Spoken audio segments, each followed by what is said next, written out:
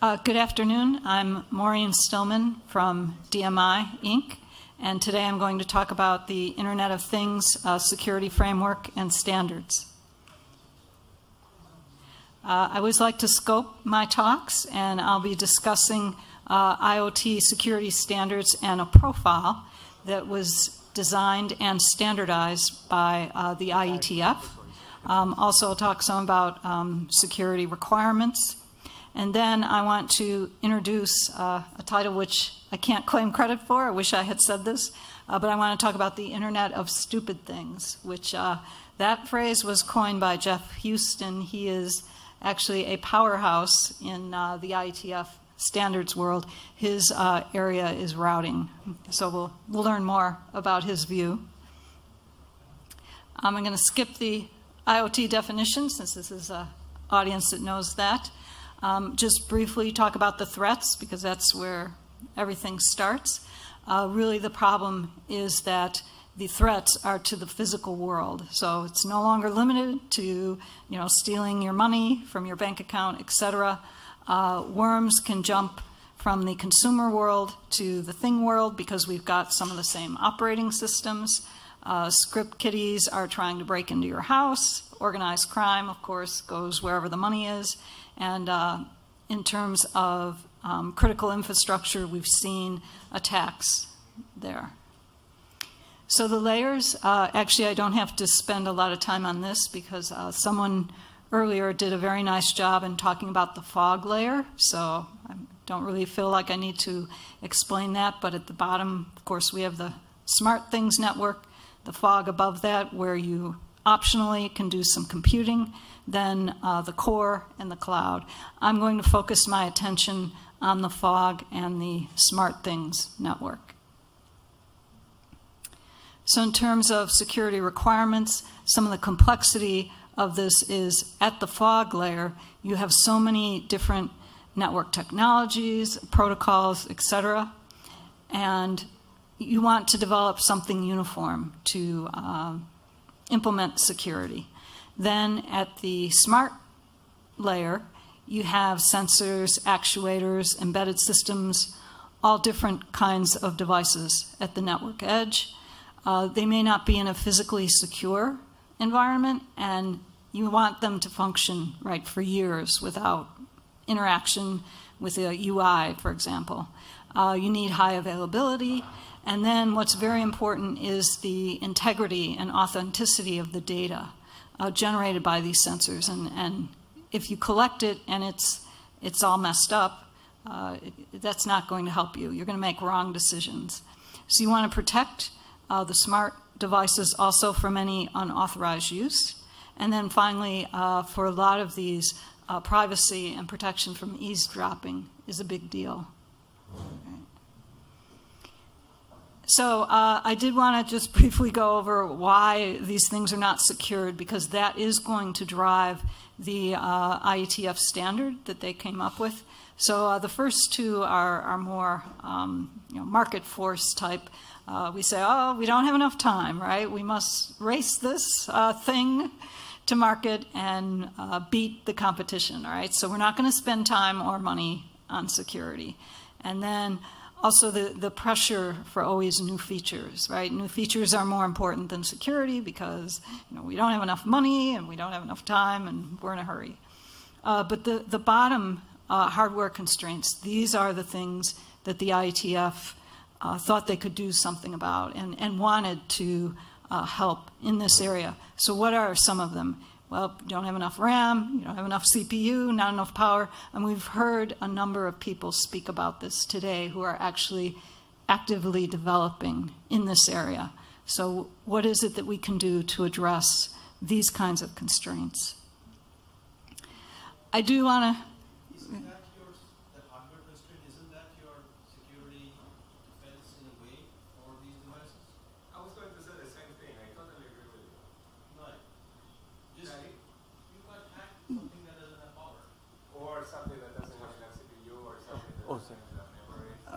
Okay, so... just for the record, the question is that the hardware constraints can be security in itself.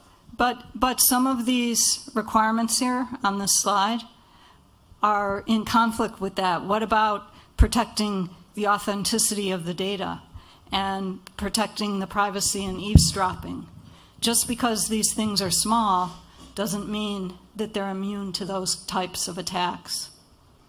Well, I mean, the issue, I think, is if you don't have enough memory and enough CPU, let alone power, it's very hard to do an attack on that, right? I mean, attacks take processing power. But it still can be done. Look at the there are attacks that have been done on these. I think that's. I think Jan spoke about in the morning about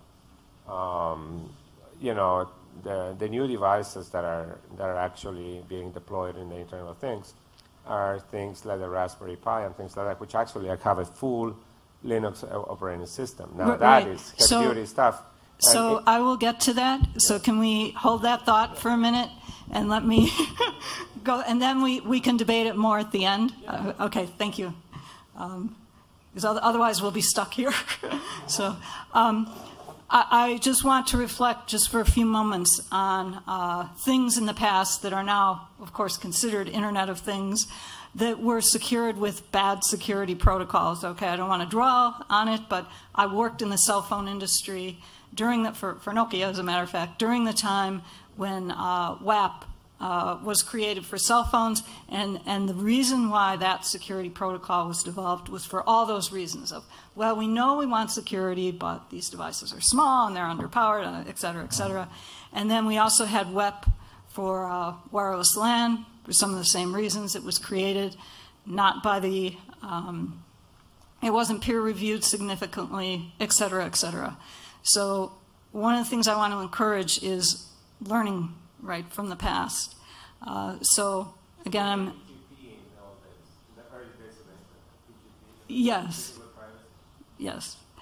So the IETF has a number of IoT working groups that are looking at these problems and that are focused specifically on IoT. So there's ACE, right? They're working on authentication and authorization. There is CORE. They are working at the application layer. And then there's this DICE group, DTLS in constrained environments, that's what it stands for, but they're actually looking at both TLS and DTLS. So the TLS protocol is something you use today, right, when you do your internet banking, when you buy on Amazon, et cetera, et cetera. It's already there, it's vetted, it's peer-reviewed, it's withstood the test of time, all right? So we have this already around.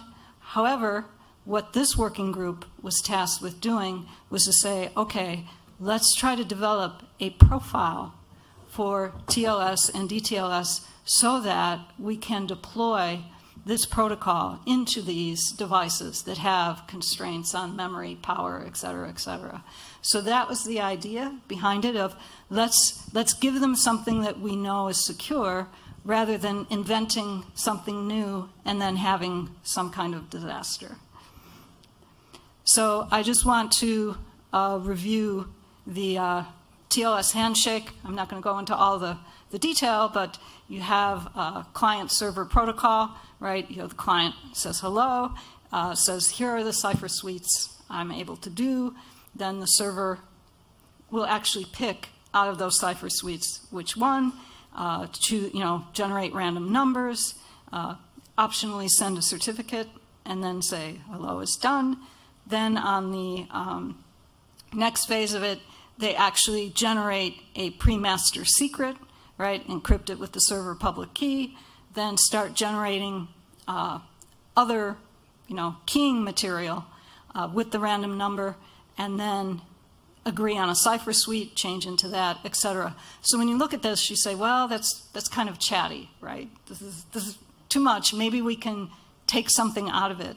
And my assertion is you can't do that because this is, again, something that's withstood the test of time. You really cannot touch the handshake. That's not the place to go to save on computation time, et cetera. However, there are other things we can do, and that is what the working group came up with. So if you look at, it's now called, sorry I didn't put the RFC number, but it's RFC 7925. It's a DTLS profile for IoT. What they do is they recommend cipher suites which are suitable for IoT environments, right? Some of those are mandatory to implement for this other application working group, right, for CoAP. They give you key length recommendations. These are the right lengths to use. They recommend timeout values. Then they talk about recommendations for vendors. These are especially important. They ask them, could you expose your APIs to developers so that they can use the underlying hardware for encryption?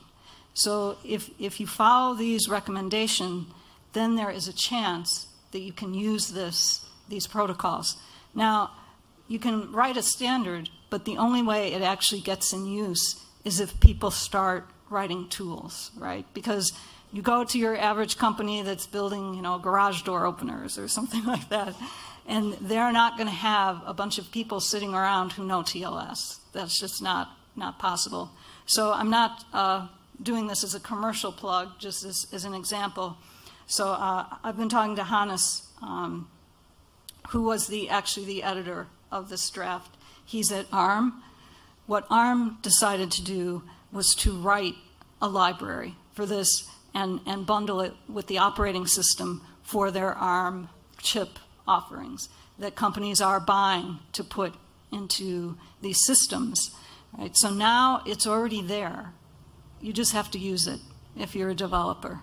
And unfortunately, I don't have, so of course I talked to him via Skype and said, could you tell me the names of some of the companies that are using this or give me worked examples? And he said, unfortunately, I can't because, but this is good, they decided to give it away for free.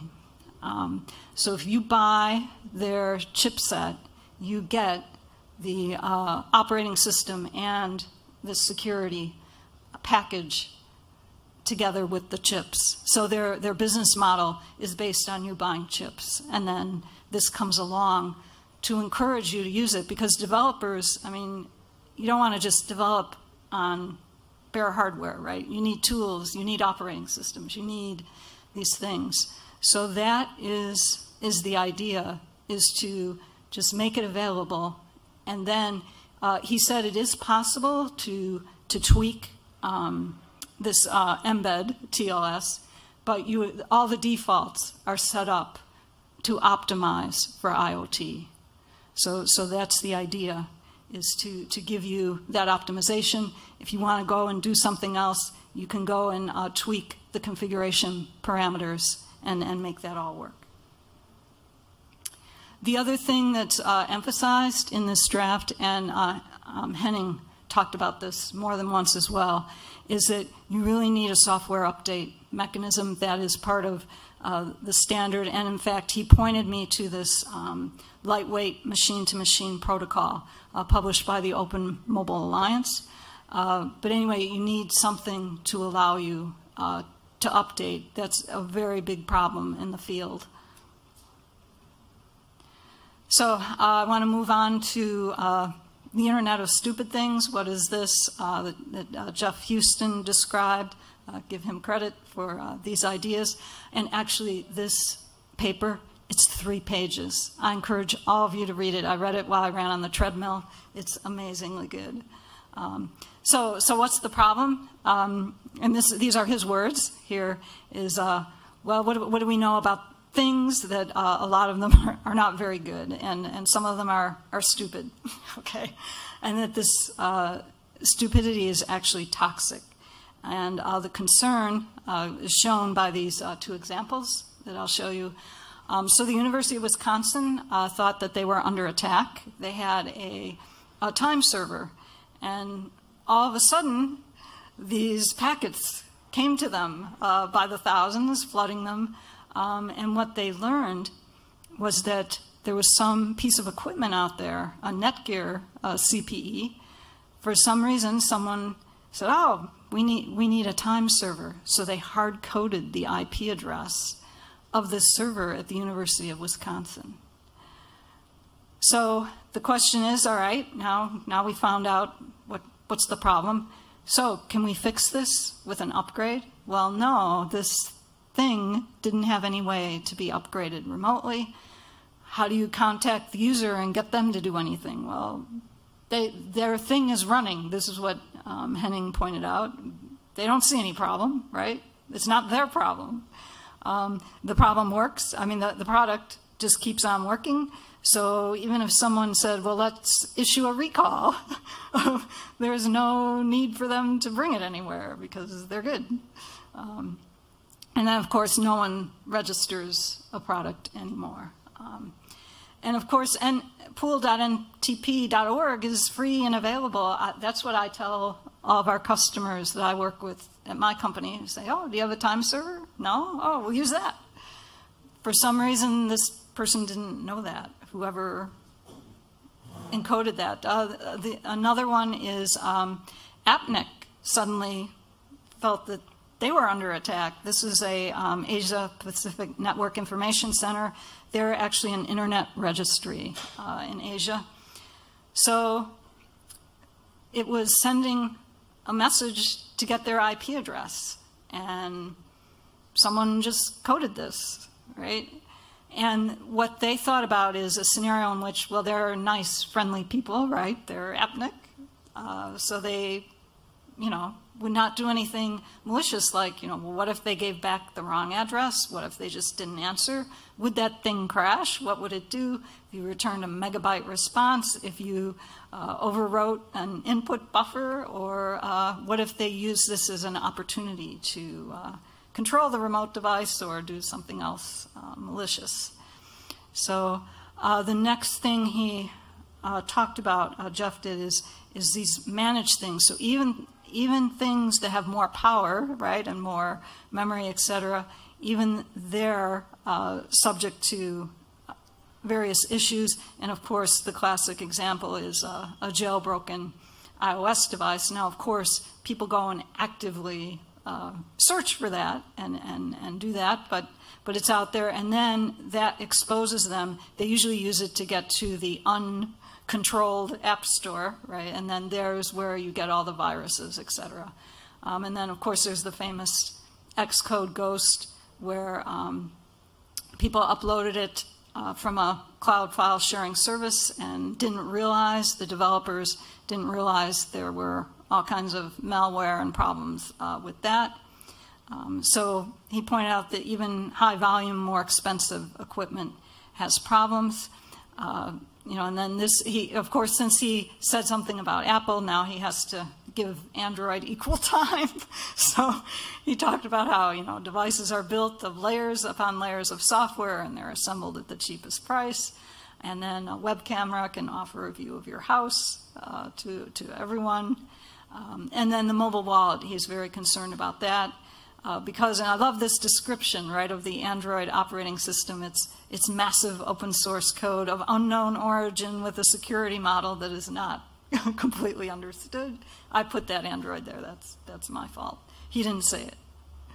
And then there is the whole discussion of quality, right? So he says, you know, this again is a quote from it. It would be nice to think that it's shaping up as a market where quality matters and you pick the best quality product, et cetera, instead of the cheapest one, but that's idealistic. Okay, so I'm going to jump on to guidelines to avoid toxic things. So these are his guidelines. I also added one in there about software update.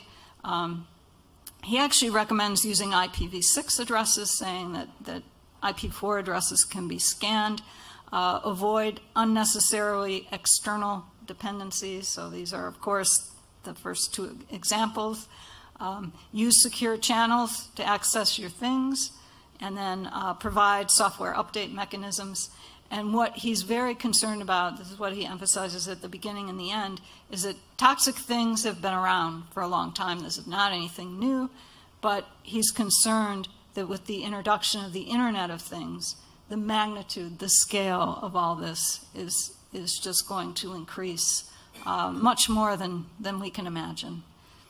So, so that's my summary. And I have actually here, if you want to give me your business card, or if you want to look at my talk afterwards on the web, the set of references, so you can see that article from Geoff. And then also up at the top here is RFC 7925.